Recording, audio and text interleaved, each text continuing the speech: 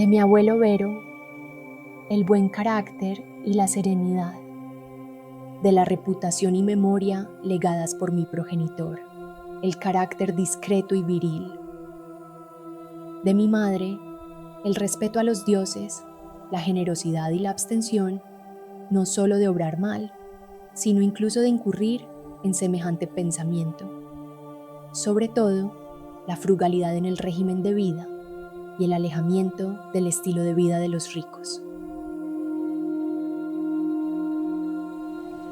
De mi bisabuelo, el no haber frecuentado las escuelas públicas, haberme servido de buenos maestros en casa, haber comprendido que para tales fines es preciso gastar.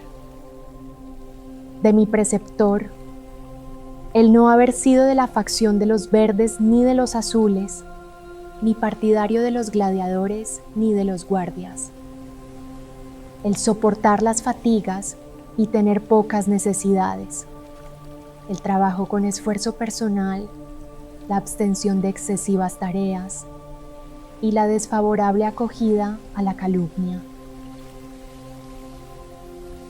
De Diogneto, el evitar inútiles ocupaciones y la desconfianza en lo que cuentan los que hacen prodigios y hechiceros acerca de encantamientos y conjuración de espíritus y de otras prácticas semejantes, y el no dedicarme a la cría de codornices ni sentir pasión por esas cosas, el soportar la conversación franca y familiarizarme con la filosofía, y el haber escuchado primero a Baquio, luego a Tandasis y Marciano, haber escrito diálogos en la niñez y haber deseado el catre cubierto de piel de animal y todas las demás prácticas vinculadas a la formación helénica.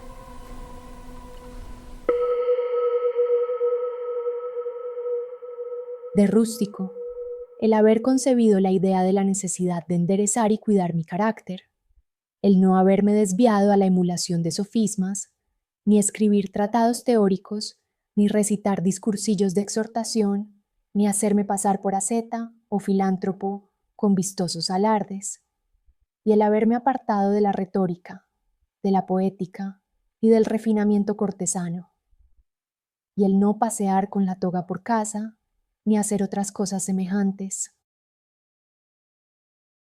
También escribir las cartas de modo sencillo, como aquella que escribió él mismo desde Sinuesa a mi madre. El estar dispuesto a aceptar con indulgencia la llamada y la reconciliación con los que nos han ofendido y molestado, tan pronto como quieran retractarse. La lectura con precisión, sin contentarme con unas consideraciones globales. Y el no dar mi asentimiento con prontitud a los charlatanes. El haber tomado contacto con los recuerdos de Epícteto. De Apolonio. La libertad de criterio y la decisión firme sin vacilaciones ni recursos fortuitos. No dirigir la mirada a ninguna otra cosa más que a la razón, ni siquiera por poco tiempo. El ser siempre inalterable en los agudos dolores, en la pérdida de un hijo, en las enfermedades prolongadas. El haber visto claramente en un modelo vivo que la misma persona puede ser muy rigurosa y al mismo tiempo desenfadada. El no mostrar un carácter irascible en las explicaciones. El haber visto a un hombre que claramente consideraba como la más ínfima de sus cualidades. La experiencia y la diligencia en transmitir las explicaciones teóricas. El haber aprendido cómo hay que aceptar los aparentes favores de los amigos sin dejarse sobornar por ellos ni rechazarlos sin tacto. De Sexto, la benevolencia. El ejemplo de una casa gobernada patriarcalmente, el proyecto de vivir conforme a la naturaleza, la dignidad sin afectación, el atender a los amigos con solicitud, la tolerancia con los ignorantes y con los que opinan sin reflexionar, la armonía con todos, de manera que su trato era más agradable que cualquier adulación, y le tenían en aquel preciso momento, el máximo respeto, la capacidad de descubrir con método inductivo y ordenado los principios necesarios para la vida. El no haber dado nunca la impresión de cólera ni de ninguna otra pasión. Antes bien, el ser el menos afectado por las pasiones y a la vez el que ama más entrañablemente a los hombres. El elogio sin estridencias. El saber sin alardes.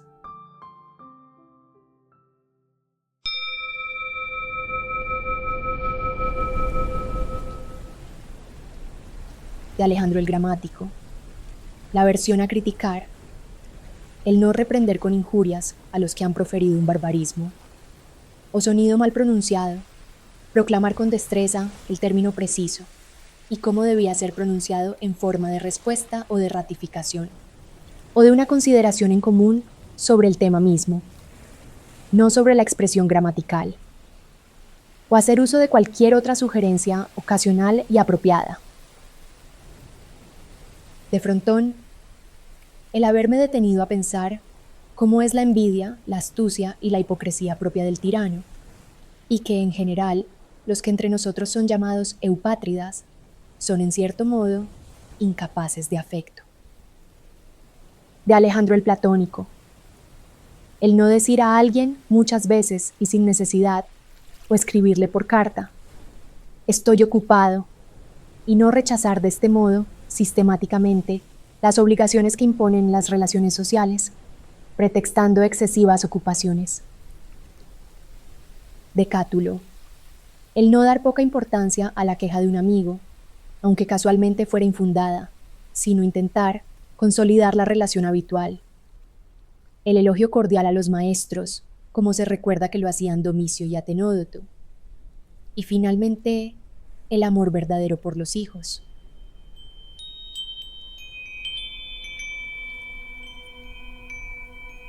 De mi hermano Severo el amor a la familia, a la verdad y a la justicia.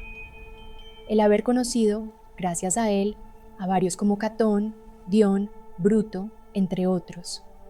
El haber concebido la idea de una constitución basada en la igualdad ante la ley, regida por la equidad y la libertad de expresión para todos la misma, y de una realeza que honra y respeta, por encima de todo, la libertad de sus súbditos.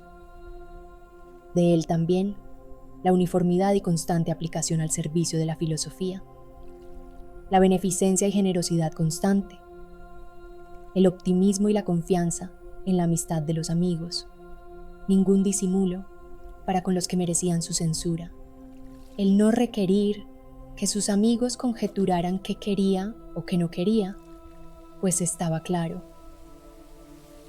De Máximo, el dominio de sí mismo y no dejarse arrastrar por nada.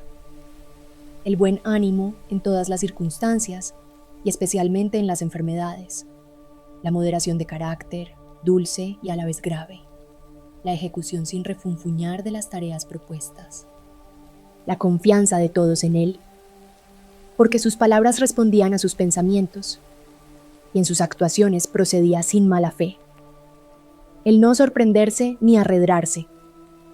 En ningún caso precipitación o lentitud, ni impotencia, ni abatimiento, ni risa a carcajadas, seguidas de accesos de ira o de recelo. La beneficencia, el perdón y la sinceridad. El dar la impresión de hombre recto pero inflexible, más bien que corregido. Que nadie se creyera menospreciado por él, ni sospechara que se consideraba superior a él. Su amabilidad. De mi padre, la mansedumbre y la firmeza serena en las decisiones profundamente examinadas. El no vanagloriarse con los honores aparentes. El amor al trabajo y la perseverancia. El estar dispuesto a escuchar a los que podían hacer una contribución útil a la comunidad. El distribuir sin vacilaciones a cada uno según su mérito. La experiencia para distinguir cuándo es necesario un esfuerzo sin desmayo y cuándo hay que relajarse. El saber poner fin a las relaciones amorosas con los adolescentes. la sociabilidad y el consentir a los amigos que no asistieran siempre a sus comidas y que no le acompañaran necesariamente en sus desplazamientos. Antes bien, quienes le habían dejado momentáneamente por alguna necesidad, le encontraban siempre igual. El examen minucioso en las deliberaciones y la tenacidad, sin eludir la indagación, satisfecho con las primeras impresiones. El celo por conservar los amigos, sin mostrar nunca disgusto ni loco apasionamiento. La autosuficiencia en todo y la serenidad. La previsión desde lejos y la regulación previa de los detalles más insignificantes sin escenas trágicas. La represión de las aclamaciones y de toda adulación dirigida a su persona. El velar constantemente por las necesidades del imperio. La administración de los recursos públicos y la tolerancia ante la crítica en cualquiera de estas materias. Ningún temor supersticioso respecto a los dioses, ni disposición para captar el favor de los hombres mediante agasajos o lisonjas al pueblo. Por el contrario, sobriedad en todo y firmeza. Ausencia absoluta de gustos vulgares y de deseo innovador.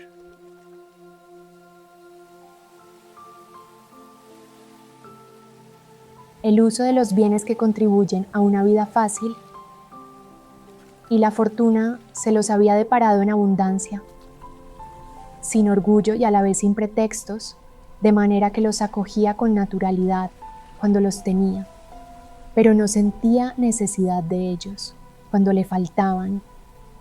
El hecho de que nadie hubiese podido tacharle de sofista, bufón o pedante, por el contrario, era tenido por hombre maduro, completo, inaccesible a la adulación, capaz de estar al frente de los asuntos propios y ajenos. Además, el aprecio por quienes filosofan de verdad, sin ofender a los demás, ni dejarse tampoco embaucar por ellos. Más todavía, su trato afable y buen humor, pero no en exceso. El cuidado moderado del propio cuerpo, no como quien ama la vida, ni con coquetería, ni tampoco negligentemente, sino de manera que gracias a su cuidado personal, en contadísimas ocasiones tuvo necesidad de asistencia médica, de fármacos o emplastos. Especialmente su complacencia exenta de envidia, en los que poseían alguna facultad, por ejemplo, la facilidad de expresión, el conocimiento de la historia de las leyes, de las costumbres o de cualquier otra materia. Su ahínco en ayudarles para que cada uno consiguiera los honores acordes a su peculiar excelencia, procediendo en todo según las tradiciones ancestrales, pero procurando no hacer ostentación ni siquiera de esto, o sea, de velar por dichas tradiciones. Además, no era propicio a desplazarse ni a agitarse fácilmente, sino que gustaba de permanecer en los mismos lugares y ocupaciones. E inmediatamente, después de los agudos dolores de cabeza, rejuvenecido y en plenas facultades, se entregaba a las tareas habituales. El no tener muchos secretos, sino muy pocos, excepcionalmente y solo sobre asuntos de Estado. Su sagacidad y mesura en la celebración de fiestas, en la construcción de obras públicas, en las asignaciones y en otras cosas semejantes, es propia de una persona que mira exclusivamente lo que debe hacerse, sin tener en cuenta la aprobación popular a las obras realizadas. Ni baños a destiempo, ni amor a la construcción de casas, ni preocupación por las comidas, ni por las telas, ni por el color de los vestidos, ni por el buen aspecto de sus servidores. El vestido que llevaba procedía de su casa de campo en Lorio, y la mayoría de sus enseres de la que tenía en Lanubio. La forma en la que trató al recaudador de impuestos en Túsculo, que le hacía reclamaciones. Y todo su carácter era así. No fue ni cruel, ni hosco, ni duro, de manera que jamás se habría podido decir de él, ya suda, sino que todo lo había calculado con exactitud, como si le sobrara tiempo, sin turbación, sin desorden, con firmeza, concertadamente. Y encajaría bien en él lo que se recuerda de Sócrates, que era capaz de abstenerse y disfrutar de aquellos bienes, cuya privación debilita a la mayor parte, mientras que su disfrute les hace abandonarse a ellos. Su vigor físico y su resistencia y la sobriedad en ambos casos son propiedades de un hombre que tiene un alma equilibrada e invencible, como mostró durante la enfermedad que le llevó a la muerte.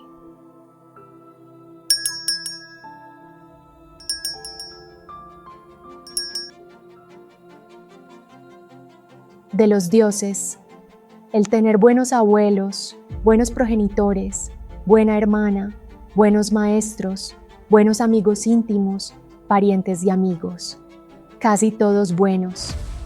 El no haberme dejado llevar fácilmente, nunca ofender a ninguno de ellos, a pesar de tener una disposición natural idónea para poder hacer algo semejante, si se hubiese presentado la ocasión. Es un favor divino que no se presentara ninguna combinación de circunstancias que me pusiera a prueba. El no haber sido educado largo tiempo junto a la concubina de mi abuelo, el haber conservado la flor de mi juventud y el no haber demostrado antes de tiempo mi virilidad, sino incluso haberlo demorado por algún tiempo.